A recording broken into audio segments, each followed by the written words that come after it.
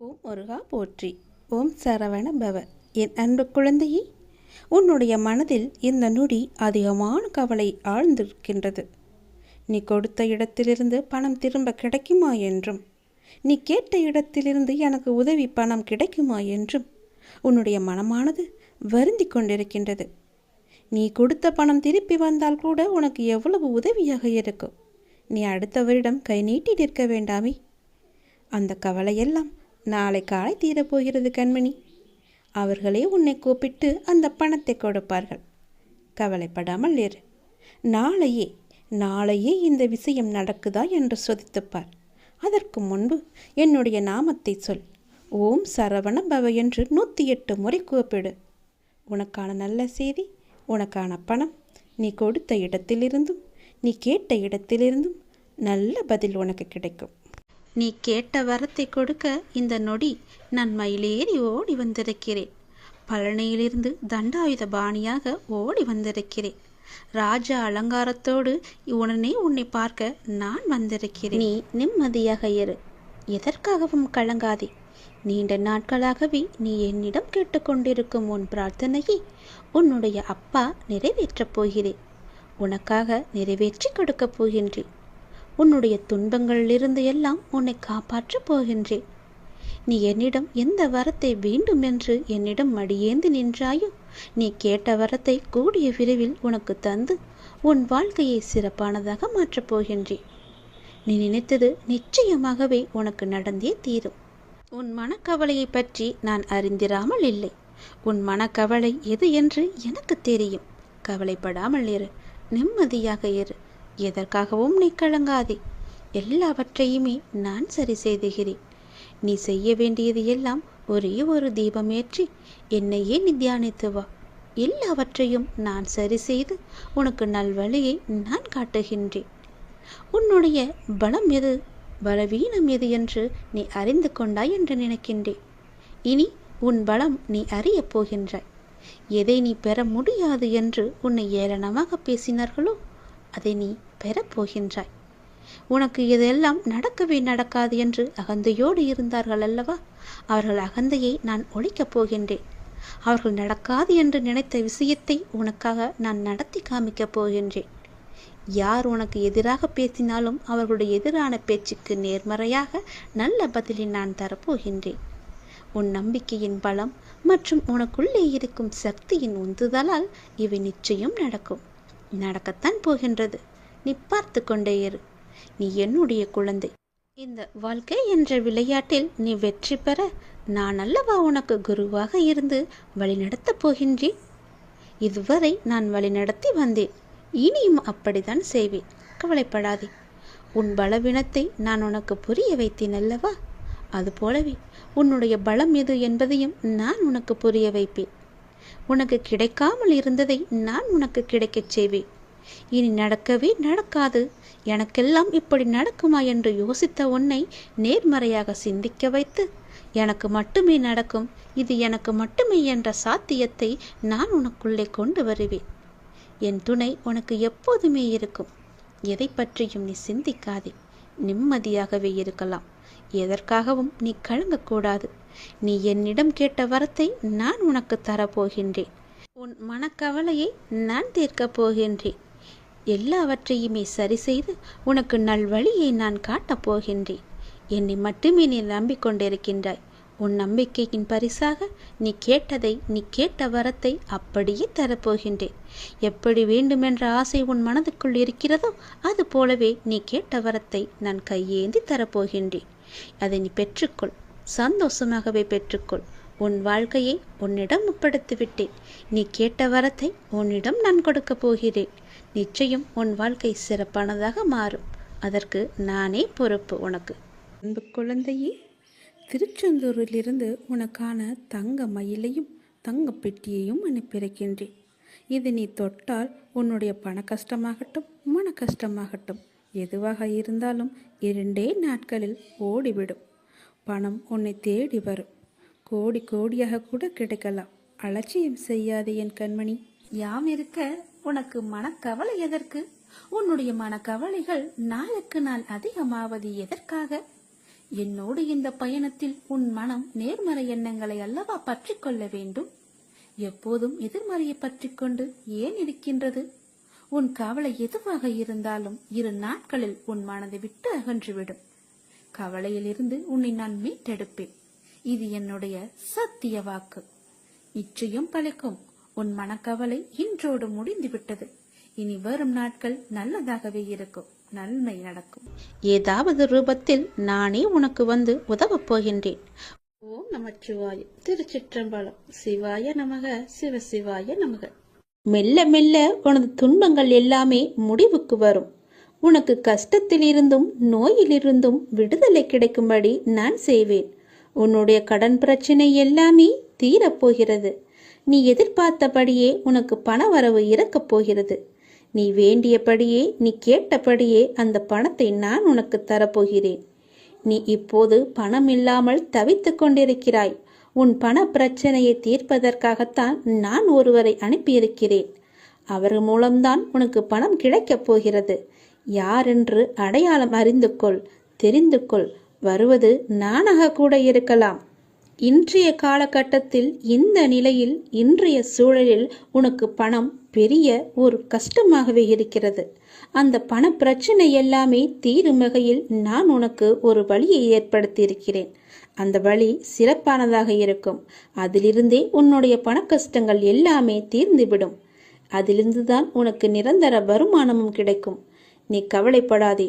உன் பண பிரச்சனையை தீர்ப்பது என்னுடைய பொறுப்பு. நான் இன்றுதான் ஒருவரிடம் பணம் கொடுத்து அனுப்பியிருக்கிறேன். விரைவில் அவர் உன்னை தேடி வருவார்.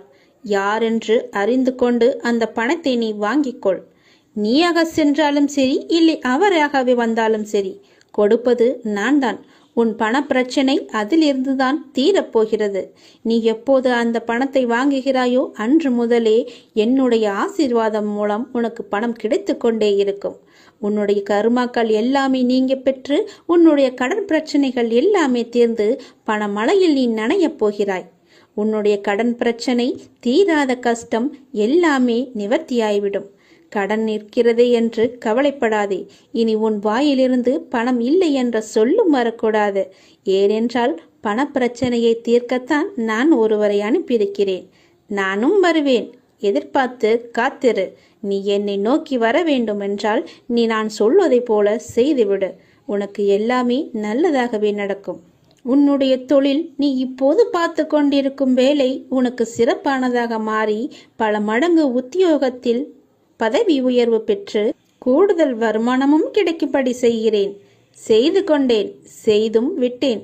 அது விரைவிலேயே உன் கையில் கிடைக்கும். நான் சொன்னது போலவே அந்த தை மாதத்திற்குள்ளே உனக்கு கிடைத்துவிடும். தை 1ஆம் தேதிக்குள் அதற்கான நல்ல செய்தியும் உன் காதுகளில் விழும். உன் பண பிரச்சனை முற்றிலுமாக நீங்கிவிடும். எனக்கு பண கஷ்டம் இருக்கிறது என்ற வார்த்தையை இனி உன் வாயில் இருந்து வராது. உனக்கு நல்லதாகவே நடக்கும். நல்லது மட்டுமே நடக்கும். உன் அப்பாவின் துணையோடு. உன்னுடைய பாரம் மிக கடுமையாகவும், வேதனைகளை தாங்க முடியாததாகவும், வாழ்க்கை நெருக்கடி நிறைந்ததாகவும் இருப்பதை பார்த்து நான் சஞ்சலப்படுகிறேன். என் மனம் சஞ்சலப்பட்டு கொண்டிருக்கிறது. யார் இந்த இக்கட்டான நேரத்தில் உதவுவார் என்று எல்லா இடத்திலும் உனது கையை விரித்து நீ கலக்கம் கொண்டிருக்கிறாய். துக்கமும் துயரமும் இப்போது உன்னை அழுத்தி கொண்டிருக்கிறது. இதிலிருந்து எழுந்து வர நீ முயற்சி செய்கிறாய். ஆனால் உன்னால் வர முடியவில்லை. ஏன் முடியவில்லை என்று யோசித்தாயா? முதலில் அதை எல்லாவற்றையுமே நீ மறந்துவிடு. நான் இப்படி இல்லை என்று மறந்துவிடு. நான் இப்படிதான் என்று நினைத்தால் நீ அப்படியே உட்கார்ந்து விடுவாய். என்னால் முடியும் என்று எழுந்து வா. முதலில் உன் முகத்தில் சிரிப்பை கொண்டு வா. அந்த சிரிப்பு இல்லாததுதான் இதற்கு எல்லாமே காரணம். எதையோ மனதில் போட்டுக்கொண்டு அழுது புலம்பி தவித்து கொண்டிருக்கிறாய். யாரிடம் போய் சொல்வது, யாரிடம் சொன்னால் எனக்கு தீர்வு கிடைக்கும் என்று அழுது கொண்டிருக்கிறாய். தங்கமி, முதலில் அதிலிருந்து வெளியே வந்துவிடு. உன் முகத்தை எப்பொழுதும் புத்துணர்ச்சியுடன் வைத்துக்கொள்.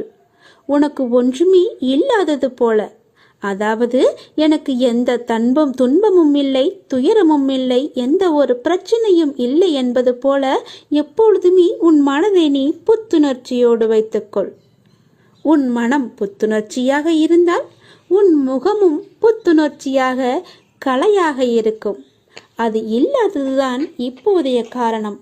உன் முகத்தை நீ நேரடியாக சென்று கண்ணாடியில் பார், எப்படி இருக்கிறது என்று, எவ்வளவு சோர்வாக எவ்வளவு கவலையாக இருக்கிறது என்று. எல்லாவற்றையுமே மறந்துவிடு. எனக்கு தான் என் அப்பன் இருக்கிறானே என்று தைரியமாக எல்லாவற்றையுமே மறந்து முதல் அடியை எடுத்து வை. உன் மனதை மகிழ்ச்சியாக வைத்துக்கொள். என்னை நம்பி என் ஆலயத்திற்கு நீ வா. நீ வளமுடன் வாழ்வாய், எந்த குறையும் இல்லாமல் வாழ்வாய். உனக்கு வாழ்க்கையில் எந்த ஒரு கஷ்டமும் இருக்காது, எந்த துன்பமும் இருக்காது, எந்த துயரமும் இருக்காது. முதலில் நான் சொல்வது போல செய். உன் வாழ்க்கை எப்படி இருக்கிறது என்று பார். உன்னை தேடி அவர்கள் விலகி சென்றவர்களெல்லாம் தானாக வருவார்கள். உன் மனதையும் உன்னையும் நீ புத்துணர்ச்சியோடு வைத்துக்கொண்டு உன் முகத்தில் புன்னகையை வைத்து பாரேன், எப்படி தேன் போல ஓடி வருகிறார்கள் என்று. வாழ்க்கைக்கான அர்த்தத்தை தான் எல்லோருமே தேடிக்கொண்டிருக்கிறார்கள். ஆனால் எப்படி வாழ்வதற்கான அர்த்தங்களை யாருமே தேடுவதில்லை. அதை தேடியிருந்தால் வாழ்க்கையை நிம்மதியாக வாழ்ந்திருக்கலாம். ஏன் அவ்வாறு செய்ய மறுக்கிறார்கள் என்று தெரியவில்லை. எத்தனையோ முறை சொல்லியாய்விட்டது. வாழ்க்கையில் எதுவுமே காரணங்கள் இல்லாமல் நடக்காது. எல்லாவற்றிற்குமே பின்னால் நிச்சயமாக ஒரு காரணம் இருக்கும். இப்போது இந்த பதிவை நீ கேட்பதற்கு கூட ஒரு காரணம் நிச்சயமாக இருக்கும். அது அந்த இறைவனுக்கு மட்டும்தான் தெரியும் என்று நீ நினைக்க வேண்டும், நம்ப வேண்டும். உன்னுடைய வாழ்க்கையின் பாதையின் அழகை சொல்ல உனக்கு வார்த்தைகளே இருக்காது. உன்னுடைய வார்த்தைகளை நீயே தேடிக்கொண்டிருப்பாய். அவ்வளவு அழகானதாக உன் வாழ்க்கை மாறப்போகிறது. வாழ்வில் நம்பிக்கை, நிதானம், பொறுமை, சகிப்புத்தன்மை, அறநெறியில் வாழுதல், பிறரிடம் புறம் பேசாமல் இருத்தல், இதை நீ கடைப்பிடித்தாலே உன்னுடைய பாதை சுகமான பயணமாக உன் வாழ்க்கை அமையும். உன் பாதையும் நன்றாகவே இருக்கும். எந்த ஒரு கரடும் முரடும் இல்லாமல் நன்றாகவே இருக்கும். நீ உன் அப்பாவை அழைக்கும் தருவாயில் உன் சத்தம் என்னுடைய மனதிற்குள் இருந்து உனக்கு ஆரம்பிக்கும். கேட்கும் முன்னரே உன் முன் நான் இருப்பேன். ஏனென்றால் என் இதயத்தில் தான் உன்னை சுமந்து கொண்டிருக்கிறேன். இது அப்பாவின் வாக்கு. நீ உன் வாழ்க்கையில் முன்னோக்கி மகிழ்ச்சியாக செல்லும் காலம் வந்துவிட்டது. நம்பிக்கையோடு நான் கூறும் வார்த்தைகளை எல்லாமே பின்பற்று. நீ எதையெல்லாம் இழந்தாயோ அதைவிட அதிகமாகவே உன்னை வந்து சேரும். நான் நிச்சயமாகவே நான் சேரும்படி செய்வேன். இது மிகவும் அவசரமான செய்தி, நீ சந்தோஷமான செய்தி. இதை நீ புறக்கணித்து விடாதே. இதற்கும் ஒரு காரணம் இருக்கிறது. சந்தோஷ செய்தி என்கிறீர்களே, அப்படி என்ன சந்தோஷமான செய்தி என்றுதானே நீ கேட்கிறாய்? நீ கேட்டதை, நீ நினைத்ததை நான் தரப்போகிறேன். விரைவாகவே அது உன்னிடம் கிடைக்கும்படி நான் செய்ய போகிறேன். நீ கேட்டது எல்லாமே உனக்கு கிடைக்கும். என்னிடம் வெகு நாட்களாக கேட்டுக்கொண்டிருந்தாய். புத்தாண்டு அன்று என் ஆலயத்திற்கு வந்து என்னிடம் ஒன்று கேட்டாய். அது உனக்கு ஞாபகம் இருக்கிறதா என்று பார். அதைதான் நான் உனக்கு இப்போது தரப்போகிறேன். அதற்கான காலம் கனிந்து விட்டது. காய் கனியாகி பழம் பழுக்கும் நேரம் வந்து விட்டது. அதனால் இப்போது நான் உனக்கு இந்த நல்ல செய்தியை சொல்வதற்காகத்தான் நான் வந்திருக்கிறேன். விரைவாகவே நான் அதை கொடுத்து விடுவேன். வெகு நாட்களெல்லாம் காத்திருக்க வேண்டாம். இன்னும் 2-3 நாட்களிலே அது உனக்கு கிடைக்கும். நல்ல செய்தியை கேட்பாய். நீ வாழ்வோம் வளமுடன். நல்ல வழி பிறக்கும் உங்களுக்கு. சீக்கிரமாகவே உனக்கு நல்ல வழி பிறக்கும். என்னை நீ முழுவதுமாக நம்பு. நீ வருவாய் என்று உனக்காக நான் காத்து கொண்டிருக்கிறேன். விரைவில் ஒரு முடிவுக்கு வரப்போகிறது. எது என்று கேட்கிறாயா? உனது துயரங்கள் எல்லாமே விரைவிலேயே ஒரு முடிவுக்கு வரப்போகிறது. நீ தேவையில்லாமல் உன்னுடைய கண்களை நீ கலங்க வைக்காதே. மகிழ்ச்சியாகவே இரு. எப்போதும் உன்னை நீ மகிழ்ச்சியாகவே வைத்துக்கொள். நான் இருக்கும்போது எதற்காக நீ கலங்க வேண்டும்? என்னை மீறி எதுவும் நடக்கப் போவது இல்லை என்று உனக்கு நன்றாகவே தெரியும். எல்லாவற்றையுமே ஆற்றி வைப்பது நான் தான் என்று தெரியும். அப்படி இருந்தும் வீணான மனக்கவலை உனக்குள்ளே எதற்கு? உன்னை நான் தேர்ந்தெடுத்து நான் வசிக்கும் இடத்திற்கு நான் உன்னை வரவழைத்தேன். ஞாபகம் இருக்கிறதா? எப்படிப்பட்ட சூழ்நிலையில் என்னை வந்து சந்தித்தாய் என்று உனக்கு ஞாபகம் இருக்கிறதா? அதனால் நீ கலங்காதே. என்னுடைய வாக்கு என்றுமே பொய்யாகாது என்பதை நீ நம்ப வேண்டும். எந்த சூழ்நிலையிலும் உன்னை நான் கைவிட மாட்டேன் என்று நீ நம்ப வேண்டும். நம்பிக்கையோடு நீ எப்பொழுதுமே இரு. என் அப்பான் என்னை பார்த்துக்கொள்வார் என்ற நம்பிக்கையோடு இரு. என்னை மீறி எதுவுமே நடக்காது. உனக்கு என்ன வேண்டும் என்று என்னிடம் கேள். உனக்கு வேண்டியது எல்லாவற்றையுமே நானே தருகிறேன். அப்படி இல்லை என்றால் நீயே வேண்டியதை எடுத்துக்கொள். எனது கஜானா வாயிற்கதவு உனக்காகத்தான் திறந்து வைத்திருக்கிறேன். அதில் உனக்கானது நிறையவே இருக்கிறது. அதில் உனக்கு என்ன வேண்டும் என்று நீயே தேடி எடுத்துக்கொள். எது உன்னிடத்தில் சேர வேண்டுமோ அது உன்னிடத்தில் தானாகவே வந்து சேர்ந்துவிடும். அதனால் இது வருமா, கிடைக்குமா, எப்பொழுது கிடைக்கும் என்று நீ ஏங்கி உன்னை நீயே வருத்தி கொள்ளாதே. நிச்சயமாகவே அது உன் கைக்கு கிடைக்கும். நீ அறிந்ததை கொண்டு நீ கடவுளை வழிபடு. உனது உள்ளத்தில் இருந்து நீ வழிபடு. வழிபாட்டிற்கு எந்த ஒரு விதிமுறையுமே இல்லை. உன் தாயை எவ்வாறு உனது சேவைக்கு அழைப்பாயோ அதே அன்பும் இயல்புமே போதுமானது கடவுளை வழிபடுவதற்கு. கடவுளுக்கு என்று தனி ஒரு ரகத்தை நீ தேடாதே. இயல்பாகவே அப்பா என்று என்னை கூப்பிடு. உன் அப்பாவிடத்தில் நீ எவ்வளவு உரிமையாக இருப்பையோ அது போலவே நீ என்னிடத்திலும் உரிமையாக இருக்கலாம். ஏனென்றால் நீ என் பெற்றெடுத்த பிள்ளை. நீ என் பிள்ளை நன்றாக இருக்க வேண்டும். என் பிள்ளை என்னிடத்தில் சகஜமாக பழக வேண்டும் என்றுதான் நான் ஆசைப்படுகிறேன். என்னுடைய ஆசையை நீ நிராசையாக்கி விடாதே. என்னிடத்தில் எல்லா உரிமைகளுமே உனக்கு உண்டு. நீ என் பிள்ளை, நான் உன் அப்பா. என் அன்பு குழந்தையே, எல்லோருடைய வாழ்விலும் மாற்றங்கள் வருகின்றன. சிலருக்கு கொஞ்சம் தாமதமாய் இருக்கலாம். இப்போது உன் வாழ்விலும் நீ எதிர்பார்த்த மாற்றம் வரப்போகிறது.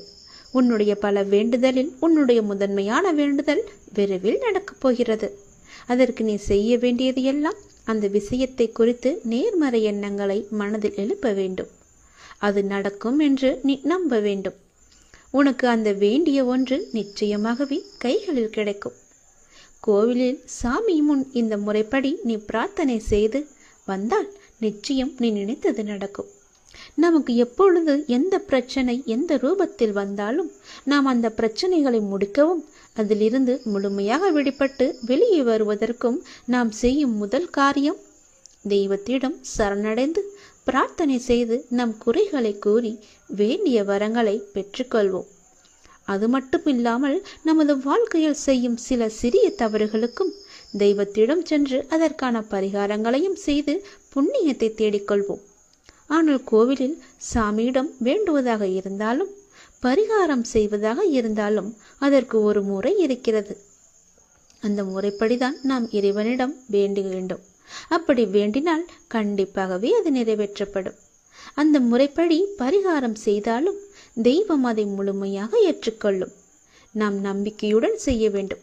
அதனால் இன்று கோவிலில் தெய்வத்தின் முன் எப்படி பிரார்த்தனை செய்வது, எப்படி வேண்டுவது பற்றி தான் நாம் இப்போது சொல்ல போகிறோம். கோவிலுக்கு சென்றால் தெய்வத்தின் முன் மண்டியிட்டு வேண்டு என்று நிறைய பேர் சொல்லி நாம் கேள்விப்பட்டிருப்போம். ஆனால் நம்மில் எத்தனை பேர் இந்த முறையில் தெய்வம் முன் மண்டியிட்டு வேண்டியுள்ளனர் என்பது நமக்கு தெரியாது.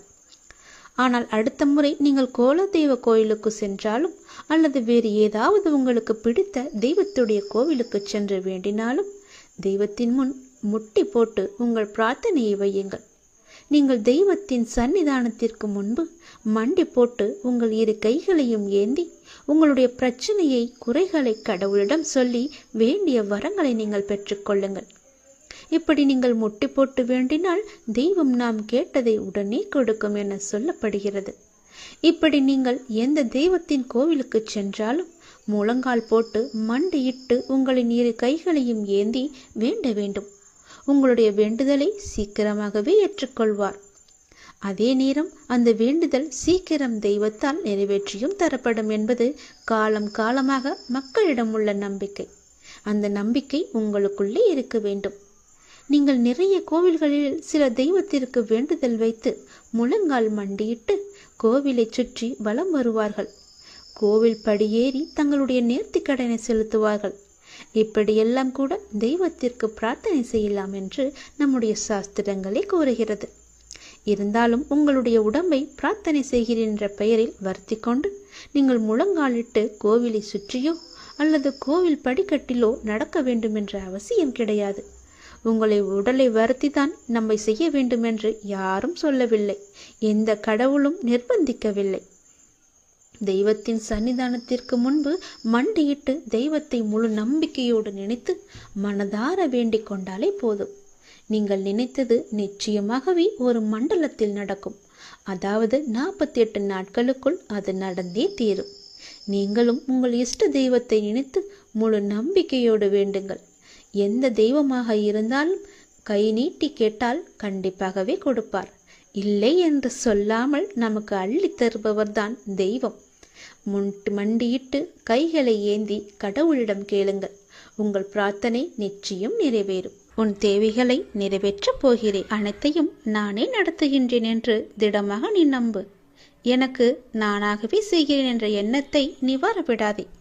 நான் உனக்கு துணையாக இருப்பேன். நீ நடக்கும் பாதையில் முட்கள் இருந்தால் அதை நானே உனக்கு முன்பாகவே சென்று கலைத்து விடுகின்றேன்.